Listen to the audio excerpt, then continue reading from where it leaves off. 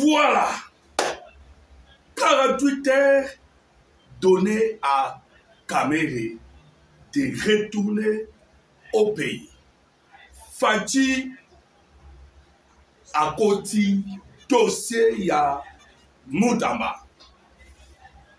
Ni les ali konekana. Mbote na bino ba papa, mbote na bino ba mama, mbote na bino nyonso balandina chaîne na biso, chaîne na bino oyo bolingaka mingi. Partout où bozali koanda biso na niveau ya international. Bozali ebele. Voilà pourquoi tokopesa na bino mbote partout bozali et tokobeta na bino masolo awa makambo etali la République démocratique du Congo mboka munene makambo ebele tokosolola awa bandeko ba congolais. La situation dès le début commençait par aimer notre émission parce que les lots ozali ndena esengo ya kolobe ezali tellement ebele bandeko. Voilà pourquoi je vous demande déjà otie la j'aime tokobeta masolo ndenge outi koyoka 48 heures qu'on a donné à Vital Kamerhe. Pourquoi?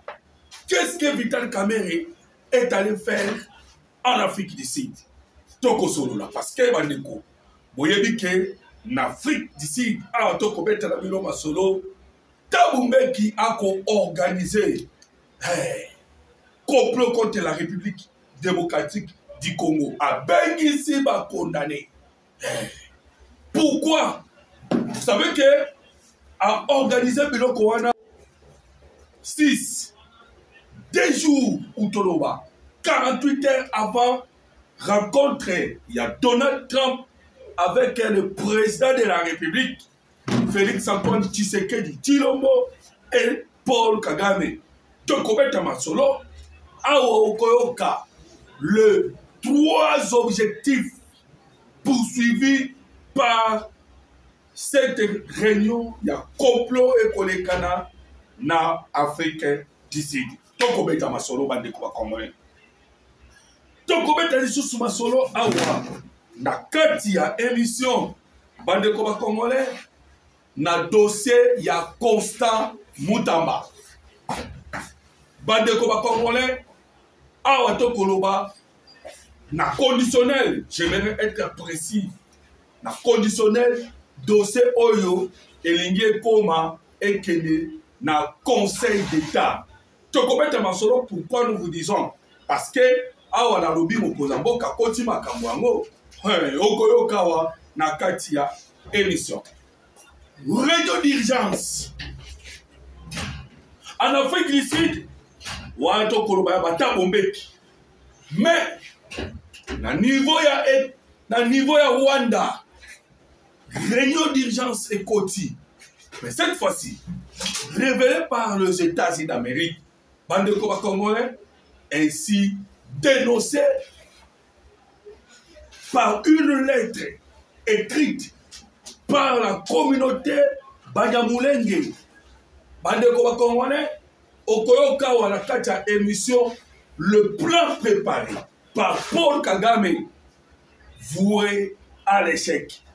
Alors bandeko de la lobby que je ne sais pas, je demande simplement aux ala patient, il y a dans notre émission. Parce que partout il n'y a que des réunions. Lobby Paul Kagame a payé le M23 AFC en toute urgence. Pourquoi? À cause il y a échec. Oyo bazui bandeko ba Congolais na makambo etali la guerre de Uvira et Minembwe. Kagame a convoqué tous les officiers à AFC, M23 ainsi RDF en toute urgence. Awatoko solo la bandeko okoyeba le pourquoi Yamakamwana. Voilà bandeko. Je vous demande encore d'aimer mon émission. Maintenant que c'est Nanayo, on peut savoir commentaire. Je vous avais dit bandeko que chaîne Nabiso, ils allaient suivi la présidence de la République. Vous avez vu que tout ici et le monde a bino ba commentaire na dossier à Constant Mutamba. Et ba commentaire wana et ça vraiment au Seigneur Kosala. Parce que la voix du peuple, c'est la voix de Dieu. Décision oh le peuple a joué. Il y a une décision oh yo et Seigneur et Salema. Vous avez parlé votre soutien à Constant Mutamba et Kokisami. Mais maintenant, nous avons un dossier.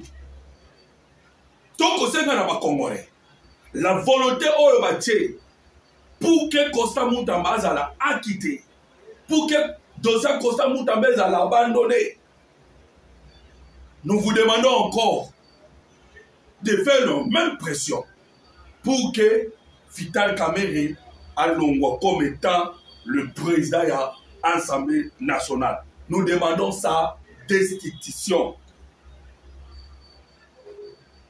Voilà pourquoi tu as conseillé à commentaire Nabino.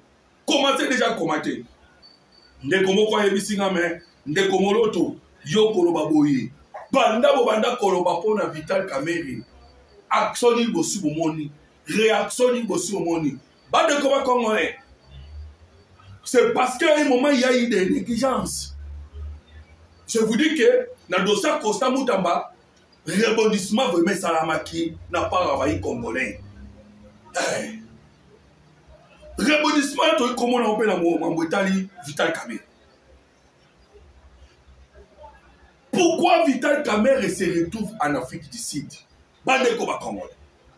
Vous savez que nous allons observer que Vital Kamerhe il se retrouve toujours côté au complot et au Salama pour la République démocratique du Congo. La fois dernière, c'était la France. Vous voyez que la France, Bandeko, ba humilié qui Congo, na francophonie au et Salamaka. Vous savez humilier le Congo. Ba humilié qui moka Congo. Ba tangi ba crise yo sur mukili. Mais crise de la République démocratique du Congo, Macron boy kotanga. Macron. Et autoritaire sous Kendaka la France, et dans la Kamokozi, Yamboka Félix Antoine Tshisekedi Tshilombo. Mais juste comme Mikolo, Macron a bien ici Vital Kamerhe. Pour qu'il va couvrir Yango, oh non, Vital Kamerhe a Kekuna, na titre nini, na titre yake, oh accueilli Makamutali, le parlementaire de la francophonie. Bandeko, vous imaginez que Baï francophonie au Tokoloba, les lobes na sommet na Rwanda. Disons l'année Oyo. Disons les sommets na Rwanda. Donc pour la France, Rwanda a considéré un partenaire comme il est faux. Et même si ce n'est pas ça seulement, pas seulement Rwanda est un partenaire, mais vous allez constater que le Royaume-Uni a brisé toutes les relations. D'ailleurs, ils ont sanctionné le Rwanda. L'Allemagne peut donner mon corps. L'Allemagne peut sanctionner. Si à niveau de Bayern de Munich, bande comme Congolais. Si à niveau de Bayern de Munich a Kati, mais pas si jamais continuer. Forcing il y a France. Quand même, dès qu'on s'est retrouvé en France, na Emmanuel Macron pour combattre Trump pour le dossier de la République démocratique du Congo. C'est Macron, Bandeko, tant que les trois objectifs poursuivis par Mbeki en organisant le dialogue. Là, vous allez comprendre que le rôle que la France est en train de jouer là-bas, rôle France a joué. On croyait Bandeko. Alors, qu'est-ce qui a fait que Vital Kamerhe a se retrouvé en Afrique du Sud? Bandeko, Kamerhe est en Afrique du Sud au moment où le complot est bien préparé par l'SSS-5O. Et lorsque Maxime Prévost, le ministre des Affaires étrangères, il y a en Belgique, ayaki awa na République démocratique du Congo. Bandeko ba Congolais. Azalaki na Congo Brazzaville. Il est passé ici en RDC et akendaki na Kenya. Maloba na ezalaki obe moko. Au nom de soutenir le processus de paix de Washington et de Doha ainsi que le dialogue. Alors vous allez comprendre que Bako préparer dialogue. Évitant Kamere Kakanaboye il y a Maxime Prévost. Mbaramoko pas bimisi dossier à dialogue. Oh, le dialogue doit être inclusif. Mais Maxime Prévost, ministre belge des Affaires étrangères, Titan Wayaki, Bandeko Congolais, avant même Aya, une politique à Nambazaki déjà wapi l'Afrique, na wapi, na Congo Brazzaville. Kosalani. Oh, Ayaki Kolukajama Kaboun. On a préparatif, il y a dialogue. Bandeko, n'est-ce pas ce dialogue a été refusé? Oui, mais qu'il n'y a pas de Sénégal. Le Sénégal va pas dire non, ton côté à Makambote. Parce que Donald Trump a un Kacha Makambo Congo. Malamoko, toi et Komona, William Ruta Bimi, oh non, Boya Awa. Vous avez vu que les Congolais, non, tous les Rwandais et d'autres Congolais traîtres, Balobima Kende, directement à Kenya. Bandeko, États-Unis d'Amérique, Nandela James Rich, Oya Bongisa qui résolution 3370 quelques.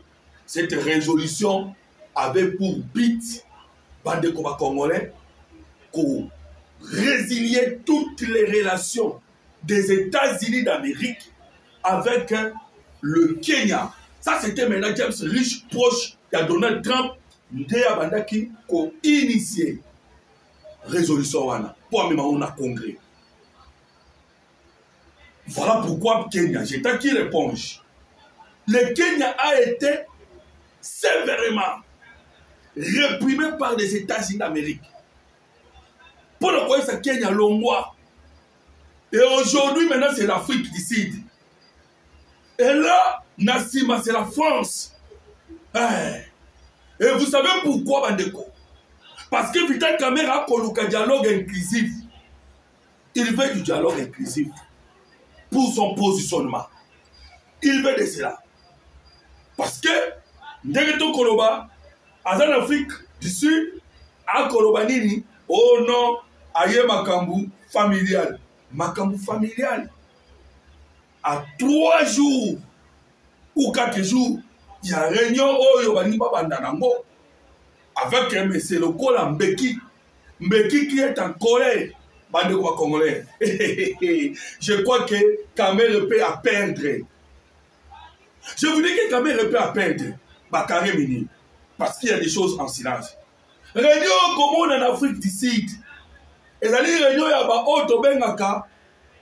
Ba o va perdre. Ba o va perdre. Voilà qu'on a français. Ndeye ba bengaka bango. Si vous voyez tout ça, il y a bazana qui rébellion FC M23. Bango nyoso touwana. Ce sont des perdants. D'autres ont perdu les élections. D'autres on va fistrer. Ce sont des fistrés. Tellement qu'ils ont perdu. Pendant que je vous révèle.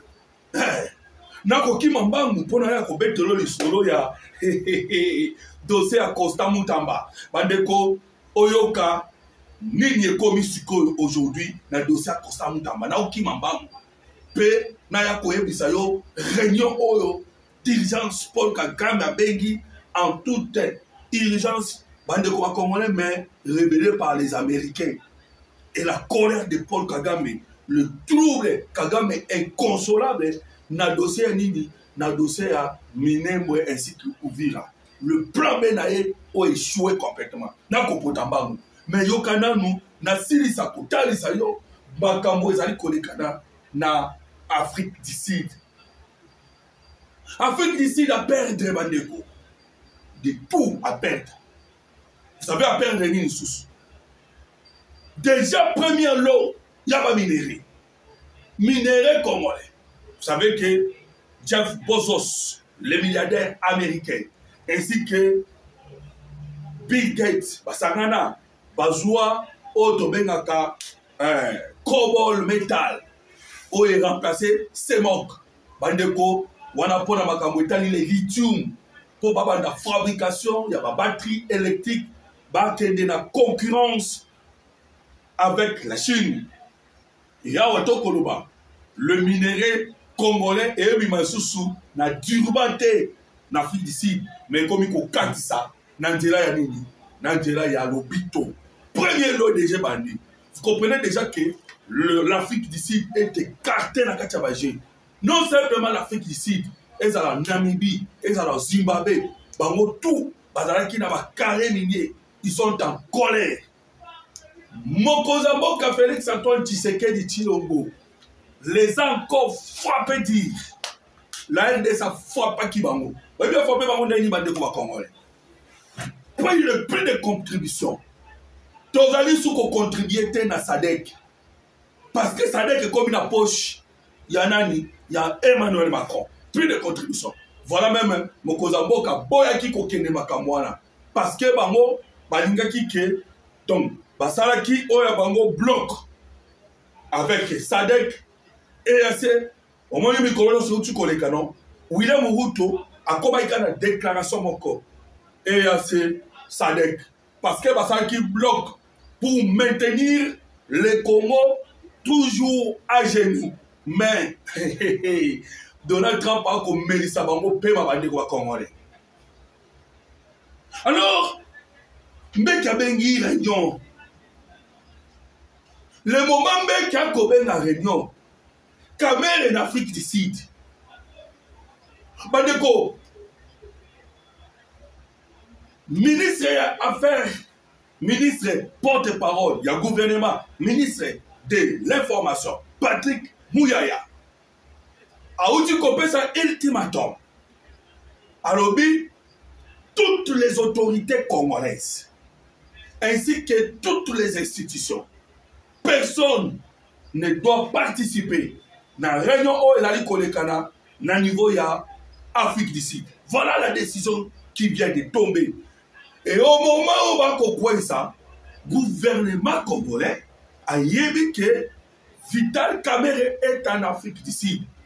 Et la décision, il y a un mec qui a organisé son dialogue. Et quoi kaka, na moment où Vital Kamerhe se retrouve en Afrique du Sud, on ne connaît pas la louche. Le président Tshisekedi doit voir tout cela.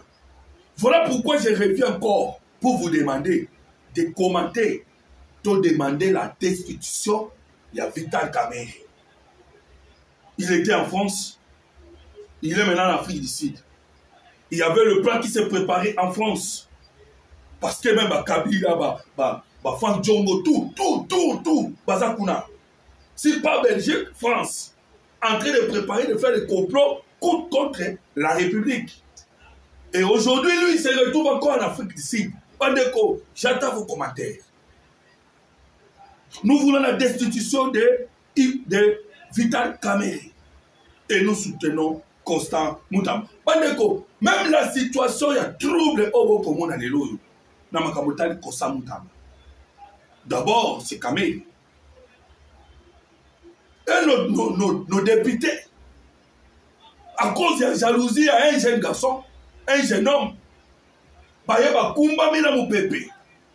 Et Kagame, ou Kamerhe avait toute la possibilité de bloquer cette affaire, mais à bloquer en beauté. Alors, vous comprenez que qu'est-ce qui a fait Bandeko? On se pose des questions et nous pouvons ensemble se poser la question dans Zali Koloba. N'est-ce pas que la décision à l'organisation et dialogue est salami au moment où Kamerhe se retrouve en Afrique du Sud?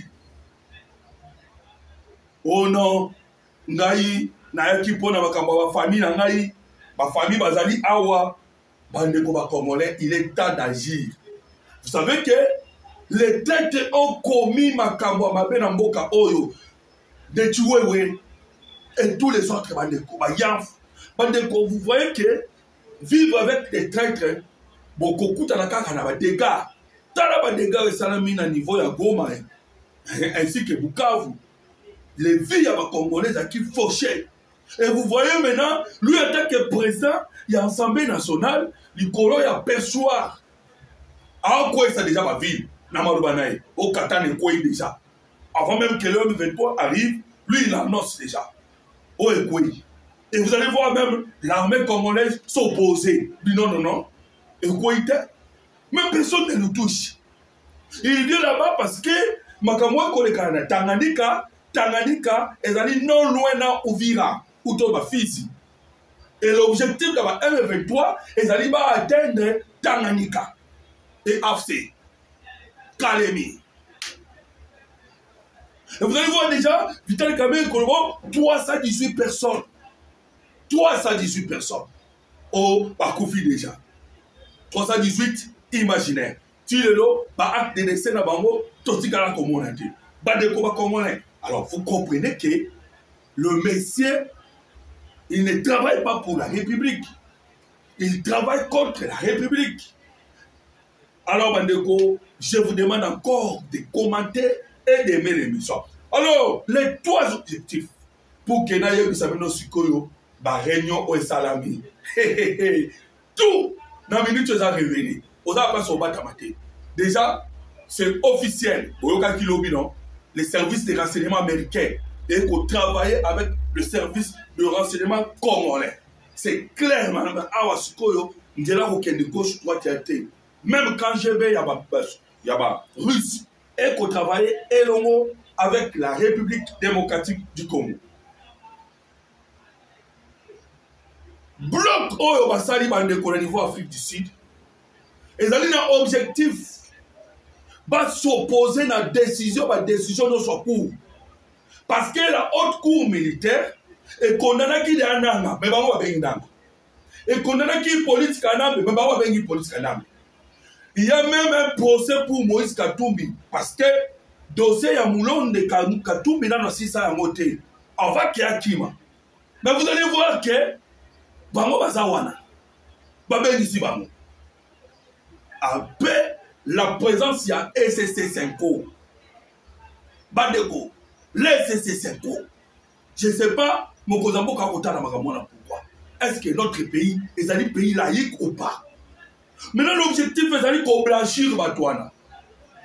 L'objectif est d'aller lancer un message à Donald Trump qui ne peut pas résoudre les dossiers à Congo sans les autres là. Parce que vous voyez déjà, Basango Bazawana. Et Balingi Sousouni. Balingi Sousouni, au travers, il y a dossier. Il y a un compétition solo. Bapesa Paul Kagame, le moyen d'aller se défendre au niveau des États-Unis d'Amérique. C'est aussi dire que Makamoué Kolek en Afrique et c'est traité par les Africains. Vous voyez tout cela, les manœuvres. Et ça dit, père, il y a un fistré. Pour que Baluka Baye Bandeni Bakoyi Kosala pour que Bayasus ko déstabiliser. Outi Koyoka non quand j'ai abinisi ba révélation que il s'agit de qui? Il s'agit de l'Ukraine. Quand on voit l'Ukraine, on voit la France. L'Ukraine ndenga yaki na ba drone apesi ba ADF pour déstabiliser l'est de la République démocratique du Congo. Bandeko, comprenez que Batouana va travailler ensemble. Voilà pourquoi va tenir une réunion. Na niveau ya Madagascar, réunion est kotaki à Sadek. Oyo Kozamboka Félix Antoine Tshisekedi Tshilombo rejetaki. Ils sont allés discuter sur les minéraux. Pourquoi va discuter sur le minerai? Parce que bayebi que une décision ezalaki koya oyo bango nyonso bakozanga le minerai congolais. Namibie, Zimbabwe, Afrique du Sud, Kenya, Ouganda, Rwanda. Parce que bandela minerai congolais bimaka wana. Alors bakei kosala réunion ba Sadek ba koloba ke na réunion tosali tondimi nyonso ya EAC. Vous comprenez cela, bande quoi congolais. Mais on a combattu la bino masolo. Et là, on a koloba na kati ya ba réunion sur basali. Ils se sont unis dans la voie moko pour dire que les solutions des Africains aux Africains. Ça, c'est l'idée de la France. Mais les moments où on va koloba, déjà ils sont en retard. Retard, déjà en retard. Parce que le train ici avancé. Le train de la République démocratique comment avancé, deal entre les États-Unis d'Amérique et la RDC s'est avancé. Voilà, Bandeko, je vous révèle que la République démocratique du Congo et les États-Unis d'Amérique, des négociations et collègues en ce moment à Washington à huis clos. Namakamwetali le dire. Et collègues à huis clos. Alors, Binobo Soukawa, parce que les négociations et que ça n'a huis clos. Vous savez, tu as Sakabino que le 21 rencontre Kosala. Le 21, voilà. Rencontre Kosala. Tu as Sakabino rencontre Kosala le 21. Sommet. Mais tellement ma querelle est l'équipe, pas question. Allez faire cela à huis clos. Pourquoi? Parce que nous comprenons que tu annonces qui sommet RDC États-Unis d'Amérique sur le minerai mukili mobile mabango tu babimi on va compter la carte à Makamu Amérique non à huis clos à huis clos. Alors voilà bandeko ba Congolais Mathieu Balouki ils sont en retard ba réunion ba kosala bazana en retard aimer l'émission. J'ai le droit de vous rappeler, s'il vous plaît, parce que on a une bande de réunion. Oh, les gars qui na Rwanda. Voilà pourquoi je suis dans. Je vais vous demander d'aimer mon émission et de partager. C'est ça notre foot. Tant beaucoup aimer l'émission d'Angaï, bon footing en Malamoko. Parce que cela me donne du courage. Eh bien, vraiment, on a aimé mon émission. 1000, 2000 personnes. Ils ont commenté. Beaucoup qui ont commenté en bien ou en mal, peut-être pour me corriger dans mon cas, mon lot total à pas solobi, ou bien là, des conseils. Voilà cette communion de Ebosala, Malam Mingi, bande de Koba Congolais de partout où vous allez quoi Nabiso. Voilà, Nanga Koseng Abino, pour aimer mon émission. Voilà, Vital Kamerene na lobby, tout côté pour commentaire. Pourquoi? Parce que qu'est-ce qu'il est allé faire en Afrique d'ici de ma famille? Mais ma famille, dans le moment où Bakolamba complot contre la République. Moment où alors, biso tozali wana lisu likola lisu. Pourquoi? Wana za face B. Complot wana kuna face B, mais face A. Nde oyokaki makambo ezali kolekana na minembwe. Réunion elekanaki Moïse Nyarugabo. Landa bien bandeko bakongole. Voilà, j'ai besoin de votre attention parce que makambo nani nga koloba sikoyo ezali très important. Réunion kotaki wapi na Kigali na Rwanda. Moïse Nyarugabo Bahubelwa tous ces là bandeko bayaki na titre ya Banyamulenge congolais. Ils se sont réunis. Ils ont préparé un plan. Plan wana pour Keba exécuter yango. Bandeko, je vous ai dit que même réunion collègue à niveau ya Afrique d'ici, dans le Rwanda, l'objectif faisant mon corps.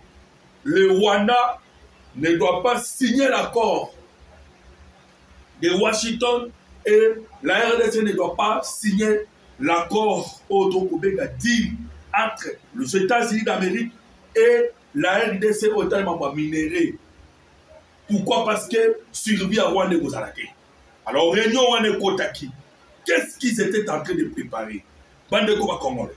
Je dois d'abord vous signaler que le Rwanda que vous voyez, les États-Unis d'Amérique a tout fait pour que la République démocratique soit payée. Babengaki, Bayi Rwanda, Paul Kagame et tous les Rwandais. On les a posé des questions. Qu'est-ce que vous voulez? Parce que nous, on a besoin de la paix à l'est de la RDC. Votre problème est ça. Paul Kagame a épinglé qui m'a quoi point. Point il y a une Kagame a épinglé et là qui problème à FDLR. Le deuxième point, Paul Kagame a épinglé qui est allé à HCR pour la cause de réfugiés tout Congolais selon lui au bazar de Rwanda, bazonga na Congo. Troisième point à Senaki, la sécurité à tout Rwanda. Quatrième point, Paul Kagame a Senaki ezali nini ezali que Kagame a lingipe kolubake biso Rwanda toza 14 millions, nous n'avons pas de richesse. Alors permettez-nous aussi de bénéficier un tout petit peu de la République démocratique du Congo. Voilà bandeko biloko oyo Kagame ataki na mesa. Vous avez suivi Paul Kagame yemoko koye kolobake na niveau ya média. Nous avons l'argent. C'est-à-dire, donnez-moi simplement la paix. Moi, je vous donne l'argent. Donc, tant pas que son ma paix, moi, c'est ainsi que vous avez vu que les États-Unis d'Amérique, nous terrassirons nos entreprises au Rwanda de Colombo.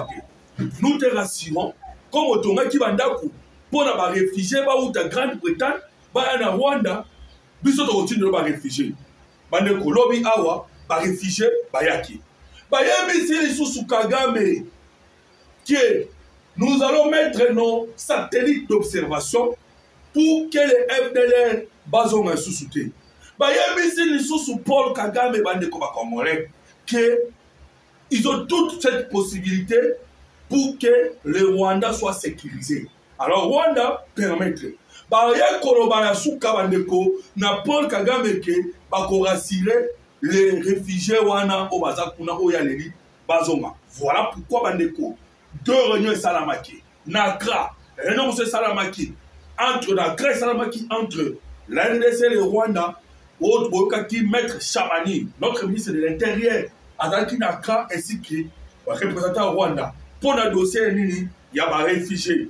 Et lobby, bandeko, je dis bien hier, il y avait le numéro 1, il y a ACR, Azalaki Awa, la République démocratique du Congo, bandeko, pona nini, pona kosolo la, makamwetali ba réfugié, quand voici ici dans Congo, il est allé au Rwanda. Donc, en bref, j'allais dire quoi? Nyonso Kagame Aseni basi va servir. Bimisa sko basoda na. Maintenant, Kagame a peur. Il y a combien de soldats. Voilà, avec qu'on manipule le plan. C'est là où je suis. Tellement Atanga Otobengaka, Tol Ken Fight. Voilà pourquoi a manipulé le plan. Plan Wazanini, a Kene Kosala, le génocide de Banyamulenge. Lui, il se présente comme il veut sauver les Banyamulenge, mais alinginde akende osili sabanya koboma Banyamulenge pour alobake génocide à Banyamulenge salami. Je n'ai pas appris à Washington, je n'ai pas appris à Washington et il faut que sauver ba Nekotouti ya Congo parce que là basali ba génocide. Vous voyez le plan bandeko ba Congolais. C'était ça le plan. Voilà pourquoi vous dites le manœuvre au niveau de Doha. Tant que manœuvre est comme ça, la Doha, bango koto ba ko avancer. Bazo ko avancer. Autre secret pour vivre. Ils s'attendaient pas bah qu'on soit échec. Oh bah oui, un échec historique. Bandeko, échec historique. Parce que les renseignements américains avaient déjà alerté au service des renseignements congolais pour leur dire, faites attention, Kagame a un plan qu'il prépare. Bandeko, ce n'est pas pour la première fois qu'il a préparé un plan Oyo. À cause du temps, moi, je suis Sima, Nathalie Sabino, plan Oana et Utaki Bandakala, avec le Royaume-Uni, il y a tant où il y a Talaka Kazwa, Tony Blair, l'ancien premier ministre, il y a Royaume-Uni, à commissariat directeur, à commissariat cabinet. Là, déjà, vous comprenez. Mais je ne vais pas aller là-bas. Parce que ça va me prendre encore du temps. Je pense que tout dans la sous-lobby pour tomber dans ma solo en Boka Congo. mboka na bino mboka na ngai. Je vais me limiter dans le niveau ya Uvira pour que atteindre le plateau de Minembwe. Le plateau de Minembwe, c'est là où il voulait faire le massacre pour justifier le génocide fabriqué par des Congolais. Étant alerté le gouvernement congolais à télémission nyonso. Vous voyez que tout est déjà autobengini verrou aérien. Pour ça j'étais là Nicolo, il y a République démocratique du Congo dans le moment où auto kobeta no masolo. Komekate, okobetama. Hein? Komekate. Tellement il y avait le verrou aérien, Bandeko, et les Américains nous ont alertés. C'est ainsi que bon, les lettres ont circulé dans les réseaux sociaux. Auto Koloba Yabandani, Yabandeko, Banyamulenge. Je pense que bon, les lettres wana. Si vous me permettez, je peux lire la lettre au Banyamulenge Bakomi et ça sérieux. Banyamulenge Balobi Nini. Kagame yo préparé génocide. Oya Koboma Biso, Polo Baké. La RDC nous a tué Tonigi Makambouana.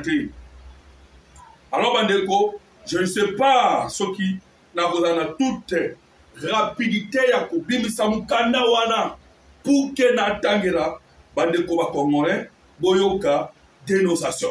Voilà. Déjà, plan dénoncé par le Banyamulenge Babi. Non, non, non, non, non. Yoko Meka Awate. Voilà. Je pense qu'il y a mon yango. Ah non, non.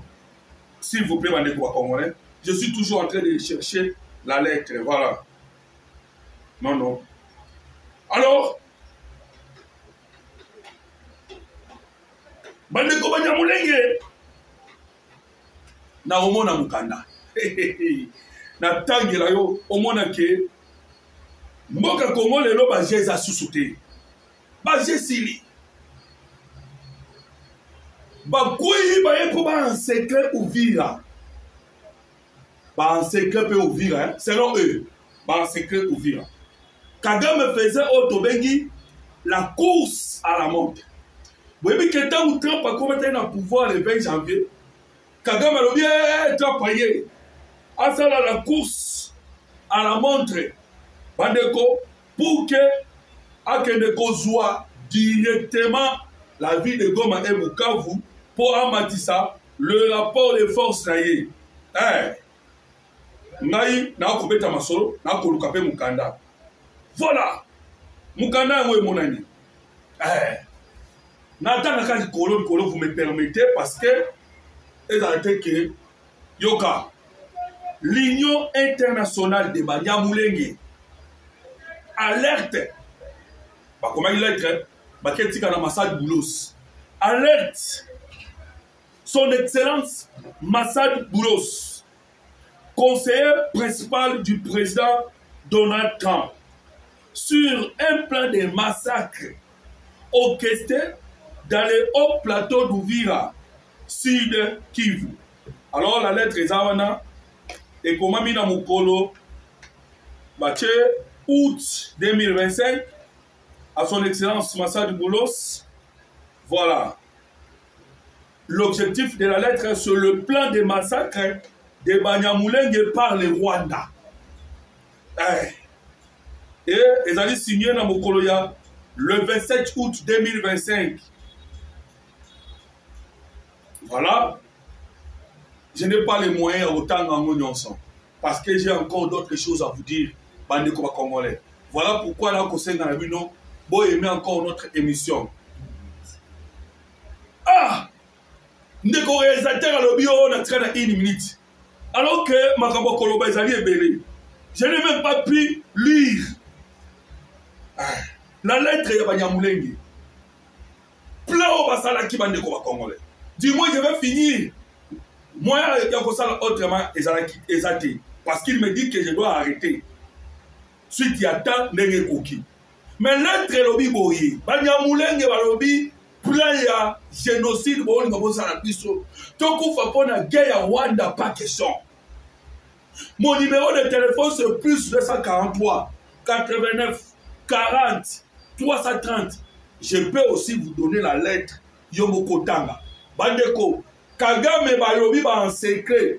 Nena Ebisio Kagame a tindaki bango mission course à la montre avant les 8 actions et salama. Au moment où ils vont paniquer, non? Les autres sont en Afrique du Sud, les autres vont koto paniquer. Ba kolukaka basala eloko moko pour que les 8 ebeba, pour que les 10 ebeba. Au moment où les sénateurs wana mususu ya mafia, non? Oh bayaki na faut basala bloc contre na niveau Congrès américain car la République démocratique du Congo échoué. Maintenant aussi que ça awa. Balobi ba en secret ou vivre. Nous avons bango bazaki encerclé. Pour atteindre Minembwe, basala massacre pour Paul Kagame Kendeke, mais bazaki nde bango encerclé, ba betami lobi na tangela ki bino ba kombo.